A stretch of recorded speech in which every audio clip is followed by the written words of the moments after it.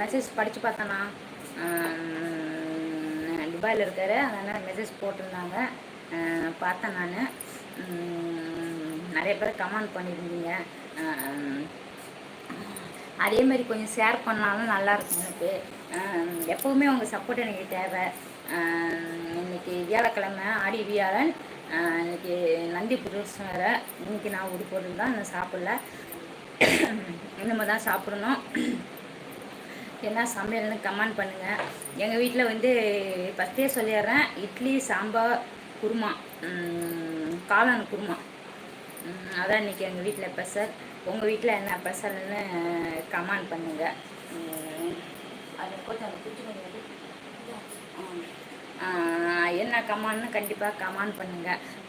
இது பார்த்தீங்களா, இது பார்க்குறப்ப எப்படி இருக்குன்னு பார்த்துட்டு இதுவும் கமெண்ட் பண்ணுங்கள்.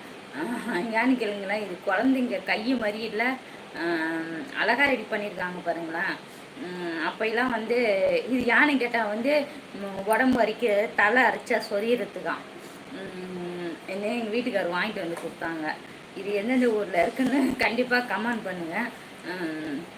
அதை உங்கள்கிட்ட காமிக்கணும்னு இருந்தேன். இப்போ தான் எனக்கு நேரமே வந்துச்சு காமிக்கிறதுக்கு, அதனால தான் சொல்கிறேன் நான். லைக் பண்ணிகிட்டே பாருங்கள். உங்கள் சப்போர்ட் எனக்கு எப்போவுமே தேவை. நிறைய பேர் அக்கா நீங்கள் புடவை கட்டிகிட்டே வாங்கக்கா, சேரீல அழகாக இருக்கீங்க, சேரீ சூப்பராக இருக்குக்கா அப்படிங்க. ரொம்ப சந்தோஷம், அது வரையும் எனக்கு ரொம்ப சந்தோஷம். அப்புறம் யாருமே லைக் பண்ணாமல் பார்க்குறீங்க, லைக் போட்டுகிட்டே பாருங்கள். உங்கள் சப்போர்ட் எனக்கு எப்போவுமே தேவை, எப்போவுமே சப்போர்ட் பண்ணுங்கள். நான் லைவில் வந்துட்டேன், நீங்கள் வரலாம். அப்புறம் நிறைய பேரை மிஸ் பண்ணிட்டேன். கண்டிப்பாக நம்ம மிஸ் பண்ணாமல் லைவில் வந்துடணும் தான். சரி, சீக்கிரம் வேலையெல்லாம் முடிச்சுட்டு லைவில் வந்துடலாம். சீக்கிரமாக என்னமோ நம்ம லைவ் போட்டுருணும் தான். ஏன்னா வந்து நிறைய பேரை மிஸ் பண்ணிடுறேன், அதனால தான். சரி, நம்ம அந்த டைமுக்கே வந்தால் நல்லா இருக்குமே, அந்த டைமுக்கே வந்தால் நல்லா இருக்குமே தான் லைவில் வந்தேன் நான். அப்புறம் நிறைய பேர் கமெண்ட் போட்டுருந்தீங்க, நிறைய பேர் வீடியோ பார்க்க ஆரம்பிச்சிட்டிங்க. ரொம்ப சப்போர்ட் பண்ணுங்கள் எனக்கு.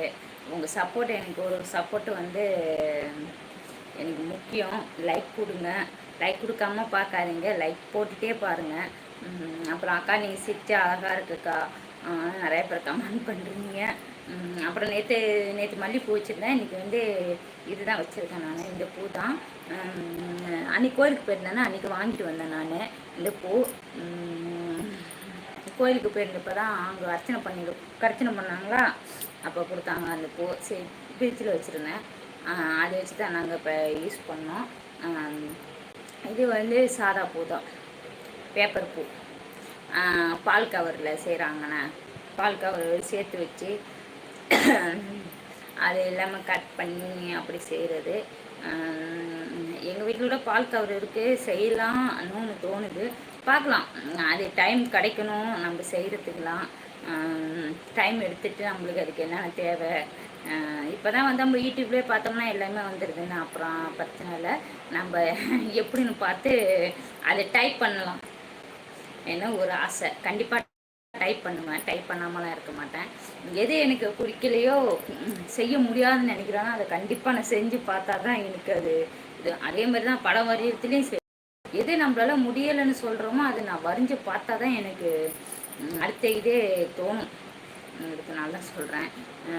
அப்புறம் நிறைய பேர் நம்பர் கேட்டுக்கிட்டு இருந்தீங்க, என்னால் நம்பர் கொடுக்க முடியாத சூழ்நிலை, என்கிட்ட செல்லு இல்லை.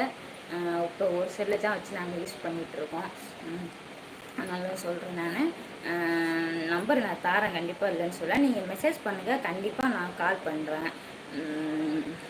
அப்புறம் என்ன சொல்ல விரும்புகிறேன், நாளைக்கு ஆடி வெள்ளிக்கிழமை, நாளைக்கு 3வது வரும் தெரியுமா? யாராவது எத்தனை பேருக்கு தெரியும்னு தெரியாது. நாளைக்கு 3வது வரும், ஆடி வெள்ளிக்கிழமை 3வது வாரம். கோயிலுக்கு போகிறவங்க போயிட்டு வாங்க, சந்தோஷமாக சாமிகிட்ட வேண்டிக்கிங்க. நானும் கண்டிப்பாக வேண்டிக்கிறேன் நான். ஆடி வெள்ளினாலே விசேஷங்க, வெள்ளிக்கிழமைனாலே நம்மளுக்கு விசேஷம்தான். அதான் ஆடி வெள்ளிங்கிறப்போ வந்து விசேஷம் இல்லாமல் இருக்குமா? எல்லாம் கோயிலுக்கு போகிற வேண்டியது எல்லாமே இருக்கும்.